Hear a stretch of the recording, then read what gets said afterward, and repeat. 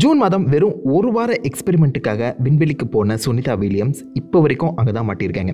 Almost 2 மாதங்களுக்கு மேலே ஆக போது. இப்போதைக்கு நாசாவோட பிளான் படி பார்க்கும்போது 2025 தான் அவங்க திரும்ப பூமிக்கு ரிட்டர்ன் ஆவாங்க அப்படிங்கிற மாதிரி சொல்கிறாங்க. இந்த மாதிரி ஒருத்தங்க ஸ்பேஸ் ஸ்டேஷன் இல்லைனா விண்வெளிக்கு போய் மாட்டிக்கிட்டா அந்த விண்வெளி ஸ்பேஸுங்கிறது ஒருத்தவங்களோட உடலை என்ன மாதிரி மாற்றும், சுனிதா வில்லியம்ஸ் அந்த விண்வெளி என்ன மாதிரி பாதிக்க போகுதுங்கிறத மொத்தமாக பார்த்துடலாம். This is unsigned. விண்வெளியின் மனிதன் மாட்டிக்கொண்டார். வேலரி பாலியகோவ் ரஷ்யாவை சார்ந்த இந்த காஸ்மோனாட் விண்வெளியில் கிட்டத்தட்ட 430 நாட்கள் வாழ்ந்திருக்காரு. இது வரைக்கும் விண்வெளியில் அதிக நாட்கள் வாழ்ந்த ஒரு மனிதன் இவர் தான். இந்த மாதிரி ஒருத்தங்க விண்வெளியில் அதிக நாள் தங்கும்போது அந்த மாற்றம் என்ன மாதிரி இருக்குங்கிறத பார்த்தே ஆகணும்னு சொல்லி நாசா 2015 ஒரு விசித்திரமான எக்ஸ்பெரிமெண்ட்டை கன்சிடர் பண்ணுறாங்க. Identical twin experiment. Mark Kelly, Scott Kelly அப்படின்னு சொல்லப்படுற இவங்க 2 பேருமே ஐடென்டிக்கல் ட்வின்ஸ். நாசா கீழே வேலை செய்கிற அஸ்ட்ரானட்ஸ் தான். இவங்க 2 பேருமே அஸ்ட்ரானட்ஸாக இருக்க அந்த காரணத்தினால ஒருத்தரை பூமியில் வச்சுக்கிட்டு இன்னொருத்தரை ஸ்பேஸுக்கு அனுப்பி கிட்டத்தட்ட 1 வருஷ காலங்கள் அவங்க மேலே எக்ஸ்பெரிமெண்ட் பண்ணி பார்த்தா என்ன மாதிரி மாற்றங்கள் நிகழ்த்திருக்குங்கிறத நம்மளால் ஈஸியாக பார்க்க முடியும். அண்ட் 2 பேருமே ஐடென்டிக்கல் ட்வின்ஸாக இருக்க அந்த காரணத்தினால அந்த கம்பேரிசன் இன்னும் ஈஸியாக புரியும்னு சொல்லி அந்த எக்ஸ்பெரிமெண்ட்டை மார்ச் 27 ஆரம்பிக்கிறாங்க. மார்க் கெல்லி பூமியில் இருப்பார். ஸ்காட் கெல்லி அவருடைய பிரதர் வந்து பார்த்தீங்கன்னா 340 நாட்கள் ஸ்பேஸுக்கு போயிட்டு வருவார், இன்டர்நேஷனல் ஸ்பேஸ் ஸ்டேஷனுக்கு. 2015 மார்ச் 27 ஆரம்பிச்ச இந்த எக்ஸ்பெரிமெண்ட் 2016 மார்ச் 1 தான் முடியுது. இவங்க எதிர்பார்த்ததை விட மிகப்பெரிய மாற்றங்கள் ஸ்காட் கெல்லி உடம்புல நடந்திருக்கு. டிஎன்ஏ மூலக்கூறுகள்லையுமே சில மாற்றங்கள் ஏற்பட்டிருக்குன்னா யோசிச்சு பாருங்க. முதல்ல இந்த ஸ்பேஸ் ஸ்டேஷனுக்கு போறவங்களுக்கு ஏற்படுற அந்த மாற்றங்களை பற்றி பார்ப்போம். ஸோ ஸ்பேஸ் ஸ்டேஷனுங்கிறது நம்ம பூமியில இருந்து கிட்டத்தட்ட 400 கிலோமீட்டர் உயரத்தில் இருக்கு. ஸோ அஃபிஷியலாக ஸ்பேஸ்ல இருக்கு. அந்த இடத்துல கிராவிட்டிங்கிறது பெருசா இருக்காது, மைக்ரோ கிராவிட்டின்னு சொல்லுவாங்க. ஐஎஸ்எஸ் தொடர்ந்து நம்ம பூமியை ஆர்பிட் பண்ணிட்டு இருக்க அந்த காரணத்தினால அங்கே நீங்க பெருசா எந்த ஒரு கிராவிட்டியுமே எக்ஸ்பீரியன்ஸ் பண்ண மாட்டீங்க. வெயிட்லெஸ்னஸ் தான் ஃபீல் பண்ணுவீங்க. ஸோ முதல் நீங்கள் ஸ்பேஸ் ஸ்டேஷனுக்கு போகிற அந்த சமயத்தில் உங்களுக்கு இந்த ஸ்பேஸ் அடாப்டேஷன் சிக்னஸ்ங்கிற ஒரு விஷயம் ஸ்டார்ட் ஆகுமா. நிறைய பேருக்கு கப்பலில் போகும்போது இல்லைனா காரில் போகும்போது ஒரு விதமான வாந்தி வர எஃபெக்ட் ஏற்படும்ல, அது அந்த ரொட்டேஷன் காரணமாகவும் இந்த மைக்ரோ கிராவிட்டி காரணமாகவும் ஆரம்பத்தில் இருக்கும். அதுக்கப்புறம் ஹியூமன்ஸ்க்கு அது தொடர்ந்து பழகிடும், அடாப்ட் ஆகிடும் சொல்கிறாங்க. ஸோ ஆரம்பத்தில் இந்த ஸ்பேஸ் அடாப்டேஷன் சிக்னஸ்ங்கிறது ஸ்டார்ட் ஆகும். அதுக்கப்புறம் ஒவ்வொரு மாதத்துக்கும் உங்கள் உடல் வந்து பார்த்தீங்கன்னா கிராவிட்டிக்கு ஏற்ற மாதிரி மாற்றப்படும்னு சொல்லலாம். மிக முக்கியமாக உங்கள் உடலில் இருக்க அந்த ரத்தம் எல்லாமே உங்கள் தலையை நோக்கி போகுமாங்க. ஏன்னா அந்த ஃப்ளூயிட்ஸுக்கு கிராவிட்டியில் இருந்து தான் பழக்கம் இருக்குது. ஸோ கிராவிட்டி இல்லாத சமயத்தில் என்ன பண்ணுறதுன்னு தெரியாமல் கால் இடுப்பில் இருக்கக்கூடிய அந்த ரத்தம் உங்கள் செஸ்ட் அண்ட் தலைப்பகுதியை நோக்கி போகும். இதனால் தான் சில அந்த அஸ்ட்ரானட்ஸை நீங்கள் டிவிலையோ இல்லை அந்த வீடியோஸ்லேயே பார்க்கும்போது அவங்க முகம் கொஞ்சம் சிவப்பாக இருக்கும், கொஞ்சம் வீங்கின மாதிரி தெரியும். அதுக்கு காரணம் அவங்க ரத்தம் எல்லாமே தலையை நோக்கி போயிட்டு இருக்கு, தலையில கட்டி தொங்க விட்ட மாதிரி. அதே மாதிரி அந்த ரத்தம் அவங்க கண்களையுமே பார்த்தீங்கன்னா சுற்றி வளர்த்துருமா. அவங்க கண்களோட ஆப்டிக்கல் நர்வ் சில இடங்களில் ஸ்வெல் ஆகுமா, வீங்குமா. இதனால் நல்லா கண்ணு தெரிஞ்சவங்க ஸ்பேஸ் ஸ்டேஷனுக்கு போனாலும் அவங்களுக்கு கண்ணு சில இடங்களில் மங்களாக தான் தெரியுமா. இதோடைய முழு காரணமும் அதை எப்படி சரி செய்யணுங்கிற அந்த ரிசர்ச் தொடர்ந்து போயிட்டு தான் இருக்கு.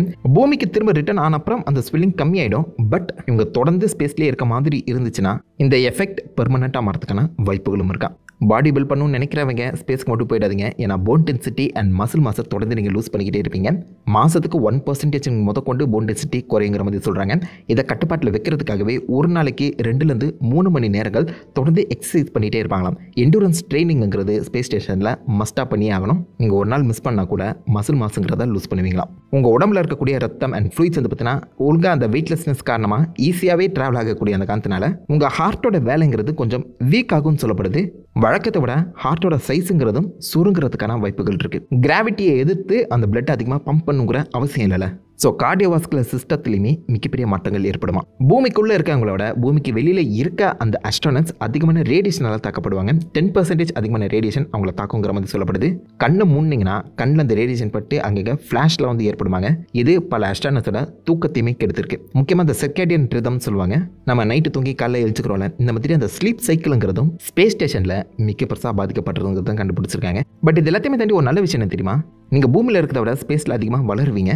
பூமியில் இருக்கும்போது அந்த கிராவிட்டி உங்கள் ஸ்பைனை கம்ப்ரஸ் பண்ணி வச்சிருக்கோம். பட் ஸ்பேஸில் இருக்கும்போது அது நார்மலாகி 1 to 2 inch வரைக்கும் நீங்கள் வளர்றதுக்கான வாய்ப்புகள் இருக்குது. 1 வருஷம் ஸ்பெண்ட் பண்ணிங்கன்னா. வளரணும்னு ஆசை இருக்கவங்க ஸ்பேஸுக்கு போகிறது நல்லது.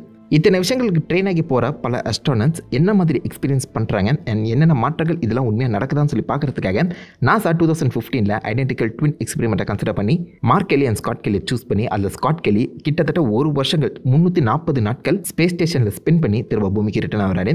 அவர் ரிட்டர்ன் ஆன அடுத்த செகண்ட் பார்த்தீங்கன்னா ஏகப்பட்ட ரிசர்ச்சுங்கிறது அவர் மேலே நடத்தப்படுது.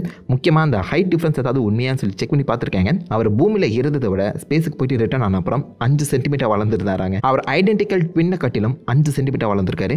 அதே மாதிரி ஆக்சுவலாக அவர் டைம் ட்ராவலுமே பண்ணியிருக்காரு. பூமியை சுற்றி ஸ்பேஸ் ஸ்டேஷன் கிட்டத்தட்ட 28,000 km/h வேகத்தில் சுற்றிட்டு இருக்கு. ஸோ நம்ம க்ளோசர் டு ஸ்பீட் ஆஃப் லைட்டை அட்டைன் பண்ணும்போது டைம் ட்ராவலுங்கிறத பண்ணுவோம்னு எல்லாருக்குமே தெரியும்ல. ரிலேட்டிவிட்டி படி இவர் ஆக்சுவலாக என்னதான் ஸ்பீட் ஆஃப் லைட்டை ரீச் பண்ணலனாலும் பூமியில் வாழ்கிற அவருடைய பிரதரை காட்டிலும் இவர் வேகமாகவே இந்த ஒரு வருஷ காலங்களில் ஸ்பெண்ட் பண்ணியிருக்க அந்த காரணத்தினால ஆல்மோஸ்ட் 0.5 மில்லி வரைக்கும் இவருடைய வயசு கம்மியாகி இருக்குங்க. ஐ மீன் லைக் ஃபியூச்சருக்கு ட்ராவல் பண்ணியிருக்காரு. வெறும் 0.5 மில்லி தான், பட் இருந்தாலும் அதையும் கன்சிடர் பண்ணியிருக்காங்க. அதை தொடர்ந்து இம்யூன் சிஸ்டமில் பார்த்தீங்கன்னா பெருசாக எந்த ஒரு பாதிப்பும் கிடையாது. இவர் ஸ்பேஸ் ஸ்டேஷனுக்கு போகிறதுக்கு முன்னாடி 3 ஃப்ளூ வேக்சின்ஸ் தடுப்பு மருந்துகளை போட்டு தான் போயிருக்காரு. ஸோ அந்த தடுப்பு மருந்துகள் பூமியில இருந்து எப்படி வேலை செஞ்சிருக்குமோ அதே மாதிரி தான் ஸ்பேஸ்லையுமே வேலை செஞ்சிருக்கு. மைக்ரோப்ஸ் அண்ட் பாக்டீரியாஸில் பெருசாக எந்த ஒரு மாற்றங்களும் இல்லாத அந்த சமயத்தில் ஸ்பேஸுக்கு போகிறவங்க ஃப்ளூ ஷாட்ஸ் அண்ட் வேக்சின்ஸ் எடுத்து போகிறதுல பிரச்சனை இல்லைங்கிற மாதிரி தான் சொல்கிறாங்க. இப்போ முக்கியமான மாற்றங்கள் கிட்ட வருவோம். அவருடைய காக்னிஷன் அண்ட் யோசிக்கிற திறனுங்கிறது பார்த்தீங்கன்னா கொஞ்சம் கம்மியாகியிருக்கான். இது எதனாலன்னு தெரியல.